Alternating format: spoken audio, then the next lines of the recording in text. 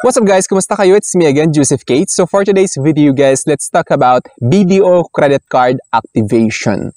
Paano nga ba i-activate ang BDO credit card natin? Pagka-receive natin, ano nga ba yung dapat natin gawin para pwede na natin magamit ang BDO credit card? Kasi guys, maraming paraan kung paano i-activate ang BDO credit card natin pagkadating sa atin. Pwedeng itawag sa customer service, pwedeng i-activate via text message, pwede rin i-activate via BDO Pay or BDO Online. In short, sa BDO Online Banking. Ngayon, isi-share ko sa inyo kung paano i-activate yung credit card natin via text message at BDO Online Banking. Kasi minsan, hindi gumagana yung text message. So, may options kayo. Pwede nyo gamitin yung technique sa BDO Online Banking or sa BDO Pay activation.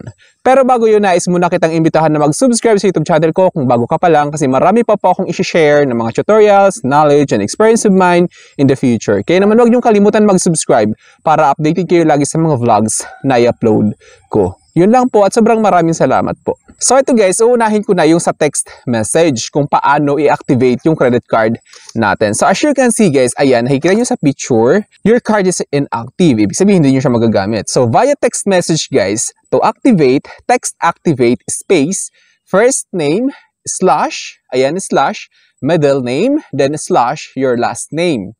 Then yung last 4 digits ng inyong credit card. Kasi syempre na-receive nyo na, makikita nyo na yung last 4 digits. So kung hahanapin nyo guys, itatanong nyo kung ano nga ba yung last 4 digits, saan mahahanap yung credit card number, yung nasa harap ng card ninyo guys. Yun yung 16 digits card number. Yung last 4 digits dyan, yan yung ilalagay nyo dito sa nakalagay diba sa format na to. First name, slash, middle name, slash, last name, then slash, yung last 4 digits.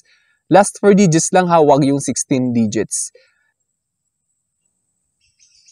Then, send nyo siya ngayon guys sa 225678. So, dito may example nakalagay. Example is activate Juan Reyes Cruz /1234. Ganun yung example niya. Then, send nyo siya sa 225678.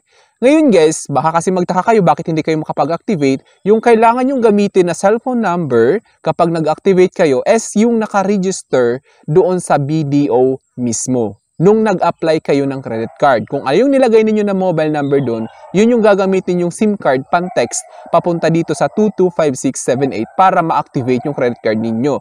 Kasi kapag hindi yun yung ginamit ninyo, hindi ma-activate yung credit card ninyo. So, kailangan, kung nawala yung cellphone number na yon or nawalan kayo ng access, kailangan nyo munang itawag sa BDO Contact Center para magpa-update ng BDO Contact number link sa account ninyo. Kailangan nyo ipa-update. Ganun siya guys. So, next guys is yung sa BDO Online or sa BDO Pay naman yung ituturo ko.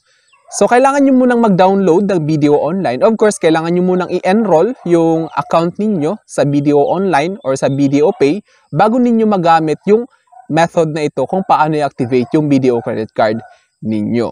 So, nandito nakikita nyo guys, ayan, BDO Online. Then, punta kayo ngayon, i-open nyo yung BDO Online, then click nyo yung login as you can see. Pagka-click nyo ng login guys, kailangan yung 6 digits PIN ninyo, of course. Kasi kapag ino-open ninyo yung BDO Online ninyo, kailangan yung 6 digits PIN, of course. Then pagkalagay ninyo guys, nakalagin na kayo, as you can see, makikita nyo na yung account, yung savings accounts na meron kayo, at saka yung credit cards, ganyan. So as you can see guys, dito, may nakikita kayo, ayan. Ayan yung credit cards, Shopmore Mastercard, at saka yung Gold Mastercard. So, hindi pa naka-activate yung Gold Mastercard. Ngayon, ang gagawin nyo guys, is i-click ninyo yung Activate Card. Pagka-click ninyo ng Activate Card guys, dediretso kayo ngayon sa Chrome or sa browser. Mag-o-open yung link. Huwag kayong matakot guys kasi legit naman ito siya. So, pagka-click nyo ng Activate Card, o-open siya sa website. Ito yung lalabas, makikita nyo. BDO We Find Ways. Verify your account. Manually type in the required informations in the fields below. Double check that the information entered is correct before submitting. So, dapat double check nyo siya guys kasi baka mag-error siya at hindi nyo ma-activate. Kasi minsan kapag na-detect ng computer or ng BDO system na nagkakaroon ng problema sa details na nilalagay ninyo, mag-error siya. Ilalak nila yung access mo doon sa website na yun. So, paano mo pa ma-activate? Kaya dapat i-double check nyo talaga yung details. So, as you can see guys, ayan, nakikita nyo, card number. Then, sa card number guys, yun yung 16 digits. Yung nakita nyo sa harap ng credit card ninyo. Yung sinabi ko kanina. Then, of course, Kung gusto niyo makita yung kung gusto niyo makita yung card number, click niyo yung show card number para ma-double check ninyo. Then, date of birth, kung kailan yung birthday ninyo. Of course, yung birthday niyo yan, guys. Kasi kapag ibang birthday yung nilagay nyo at hindi nag-match doon sa record sa video, of course, hindi magpo-push through yung activation ng credit card ninyo. Then, expiration date. So, as you can see, guys, sa credit card natin sa harap, makikita nyo din yung date. Expiry date, ibig sabihin yan. Kung halimbawa, nakalagay is 3/29, so ibig sabihin, March 2029 yun. And of course, yung security code verification. As you can see, guys, may parang verification siya na nakalagay. Kailangan yung ilagay yan dito sa baba. And enter code above. So, yung nakikita nyo na yan na NCKFD, yun yung ilalagay nyo dito sa enter code. Then, isubmit ninyo kung sure na kayo, guys, sa details na nilagay ninyo. Pagka-submit ninyo, guys, papadalhan kayo ngayon ng OTP. As you can see, guys, ayan yung OTP, guys. So, nakikita nyo naman is your one-time password OTP is 470769. This is for your credit card activation request. Enter within 5 minutes. Ibig sabihin, 5 minutes lang yung validity ng code na yon. Kapag lumagpas na, kailangan nyo mag-request ulit. So, ngayon, pagka-submit ninyo, dediretso kayo dito, one-time password. A one-time password OTP shall be sent to your mobile number. So, tulad ng sabi ko, guys, kapag nawala yung access ninyo dun sa mobile number na yon, tumawag muna kayo sa video contact center para magpa-update. If you have not received an OTP within 5 minutes, please call the customer contact center. Ibig sabihin, pinapatawag kayo kung hindi nyo na-receive kasi baka hindi yun yung mobile number na ginamit ninyo or wala kayong access doon sa mobile number na kung saan pinadala yung OTP para sa verification. Then kapag na-receive ninyo, of course, ilalagay nyo siya sa enter OTP. Pagka-click ninyo, pagka-input ninyo, click submit.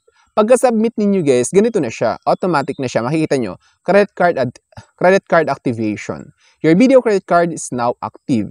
For your safety, please sign at the back of your card. Link your card to VideoPay for easy and safe payment and stores. So, ibig sabihin, guys, activated na siya. Pwede nyo siyang magamit on the spot kasi yun yung nangyari sa akin. Pagka-activate ko, pumunta ko sa makikita nyo, Jollibee, ayan. Yun yung una kong swipe sa credit card na to. Activated na siya.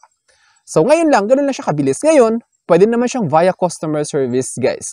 Kailangan yung tumawag sa video contact center ng BDO, which is yung 8888-0000. So, 4 na 8, 4 na 0. May area code siya, guys, na 02, of course.